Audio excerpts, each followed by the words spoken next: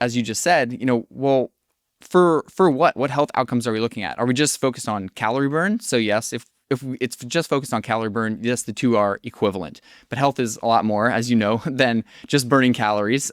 People are focused on different health outcomes like improving their fitness or improving their cardiovascular health, improving their diabetes risk. So when you look at it from that perspective, it really changes the way that you think of, well, maybe it's not all just about metabolic equivalence. Maybe it's about something different, and we should be looking at the value of physical activity in different ways. Right.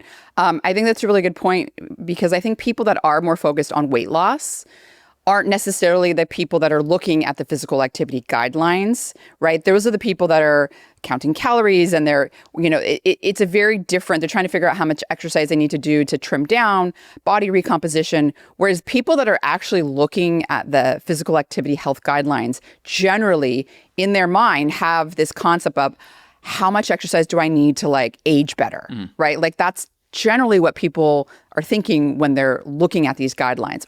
How much exercise do I need to do to really age better? And so it's kind of unfair because, these guidelines, if they aren't necessarily indicating how much exercise we need to do or what type of exercise we need to do to really age better, then it's time to change these guidelines. And I think we're going to talk a lot about that. But I also wanted to mention, you're talking about these metabolic equivalents with respect to light, moderate, or vigorous, intensity physical activity.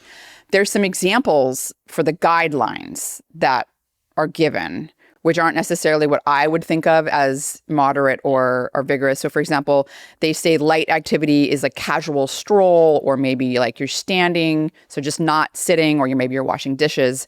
And then the moderate activity is brisk walking. So you're walking more briskly, or you're maybe doing a leisurely cycle, or you're doing some yard work. That's considered moderate intensity physical activity. And then vigorous activity is running, swimming, more recreational sports, or if you're playing with your kids outside, sprinting around, playing with your puppy or your dog.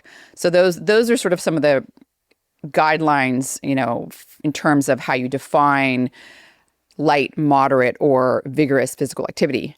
Yeah, and I do think that's important just for framing kind of when we start to talk about this study, for framing our discussion today, because when people hear vigorous, especially, as you usually talk about on your podcast, it's vigorous intensity is kind of this high intensity interval training. But when it comes to the guidelines, vigorous is a lot less vigorous, and people are probably familiar with zone 2 training.